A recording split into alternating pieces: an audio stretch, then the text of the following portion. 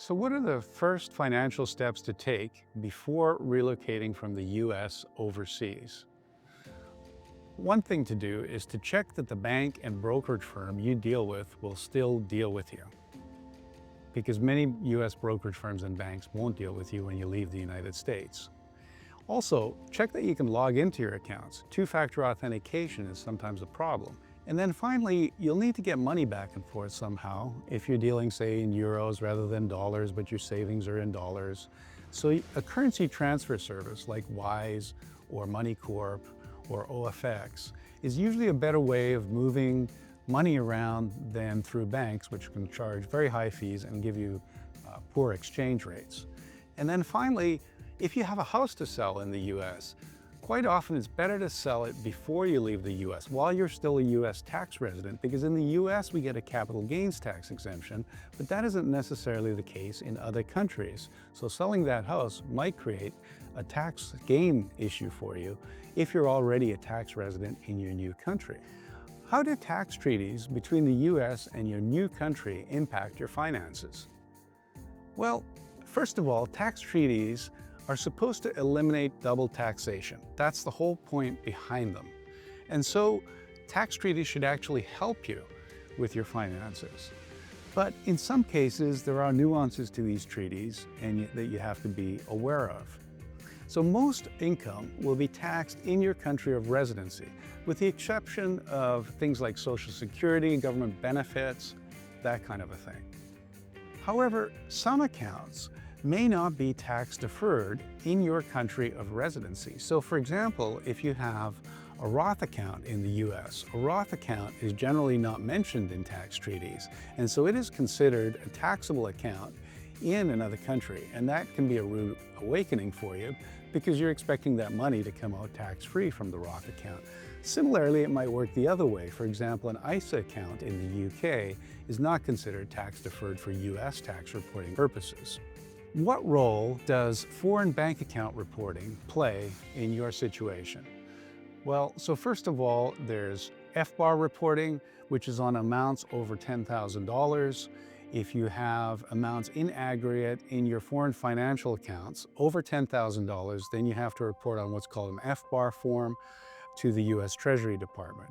And then secondly, you may have to do reporting also to the IRS on Form 8938, which has to do with, as they're called, specified foreign assets, over $200,000 by the end of the year or $300,000 max over the course of the year if you're single, and double that if you're married filing jointly. FATCA also affects financial firms, because your bank or brokerage firm under FATCA will have to report to the other tax authority, and similarly, your local bank may have to report to the IRS on your accounts with them if they know you're a US citizen or a US person. So how should expats approach health insurance and long-term care planning abroad? Well, in some cases, you may have access to the national healthcare system in your other country. But you may want to get private insurance as well, because sometimes national health is slow, takes forever, and so it's nice to have that private insurance too. It might be worth keeping Medicare when you're overseas. Medicare is sort of socialized insurance in the US for people over 65 years of age. It's not going to be useful to you internationally, but keeping up on your Medicare payments will avoid the situation where you may return to the US and then you'd have to pay a penalty to get Medicare going, or it might not even be possible. Health savings accounts may not be useful to you outside the USA either. You may have one of those from a plan you had with an employer or a personal plan, but you can still hang on to them. You can still use them for things like prescriptions and stuff like that, and you can use them as an investment account because they can actually be invested even through a brokerage window with Schwab or another firm like that. How do currency fluctuations affect long-term financial goals? Depending on how much is variable cost to you. For example, do you rent or do you own? If you rent, then you have ongoing costs that might be pretty high, and those costs will be in local currency. So it also depends on how much is variable, how much is fixed in your costs. And then currencies tend to be mean reverting. So it's not like the stock market that goes up all the time, or we hope it goes up all the time at least. But currencies go up and down. At least the major currencies tend to be mean reverting, but they can be mean reverting over a long period of time, sometimes a decade. And so if we're in a situation like we are now, where, for example, the policy of the United States tends to be towards a weaker dollar, then you really need to think about what your exposure is going to be if all your costs are in another currency. What organizations cater to U.S. expats? Well, luckily there's a lot of support up there. And for example, American Citizens Abroad is one organization, Association of American Residents Overseas is another one. AmCham, the American Chamber of Commerce, caters a lot to companies, American companies, or local companies that want to do business in the US, but they also have individuals as members. There are online groups, there are English newspapers and magazines. You can get some good information out there. Just be careful about the information you're getting because not all of it is accurate, so it's really better to get it from experts or at least to get several opinions on it. How should expats plan for emergency liquidity while living abroad? Well, first of all, it's always a good idea, whether you're living abroad or in the US, to keep between 6 months and 1 year's expenses in local currency and liquid. So this is not money you want to have tied up. This is money you can reach in an emergency. It's also important to avoid PFICs, passive foreign investment corps, in terms of local savings. So a PFIC would be a non-US mutual fund or exchange traded fund. If you're going to keep money in local currency, it's best to keep it in cash products. Something like a savings deposit, a term deposit, get a little bit more interest rate that way. Savings accounts will work. Anything that isn't a PFIC, you can have it in individual stocks and bonds as well. Those are also not PFICs, but obviously those aren't as liquid. How can you coordinate tax planning between the US and your host country? Well, first of all, the most important thing is you need a tax advisor that understands the tax treaty.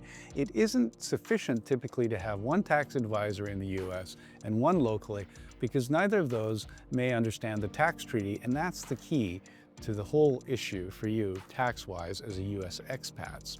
Where can you find these people? Well, you can find them on US Embassy websites. You can find them through organizations like ARO, Association of American Residents Overseas, or ACA, American Citizens Abroad, or the American Chamber of Commerce. Or if you're dealing with a cross-border financial advisor, they may have contacts in many other countries, the way our firm does, for example. So what's the best way to move money between countries? Well, let me tell you first of all what the worst way is, which is to do it between banks. Because banks, they'll sit there and they'll tell you that, oh yeah, we don't even charge a fee for this. Well, that's because they're basically taking advantage of you on the exchange rate. The exchange rate is pretty bad. If you go between banks, you could lose up to 7%. So it's best to use currency transfer services. For example, Wise, they used to be called TransferWise. You can open accounts in multiple currencies. You can exchange. They have a good rate of exchange. Their fees are reasonable. There are other such organizations like MoneyCorp or OFX. Currency transfer and conversion services like that can help. Also, if you have a Schwab brokerage account or an Interactive Brokers account, those also have the capability, at least in taxable accounts, so joint or individual accounts, to wire money out in euros, even if your account is held in dollars, and the exchange rates are pretty reasonable. Schwab, their exchange rate is about the same as Wise. Interactive Brokers gives you great exchange rates. What financial documents should you update when changing residency, when moving from the US to a foreign country? Well, first of all, you need to think in terms of estate planning. So, for example, what happens to you? Typically, you'll have a will in the US. You might need a local will as well. That should really be the minimum as far as estate planning goes. If you have a trust, in the US, a lot of people have grantor trust, revocable trust. This may not function the way it's intended to overseas. Many countries don't recognize trusts. For example, a place like France, you'll be taxed at a higher rate, even if the trust would be a pass-through entity in the US. Also, things like transfer on death arrangements. So transfer on death is where you have an individual brokerage account and then you essentially have a beneficiary on it. Those are called transfer on death instructions. If it's an IRA account or retirement account, you actually have a beneficiary. For an individual account, it's TOD, but TOD comes under state law. So if you're living overseas, you're not going to be able to put, and you have a foreign address, you're not going to be able to put TOD instructions on your account. And so then you may want to consider having a joint account with that other person, or maybe to avoid the fact that it'll have to transfer by way of a will. The other things to look at are things like healthcare directives and many other issues around estate planning. And finally, as you get older, eventually you may get into the situation where someone else has to oversee your financial affairs for you. And then it would be useful to have a power of attorney on those accounts. So something to consider when you get older, or just as a backup to yourself.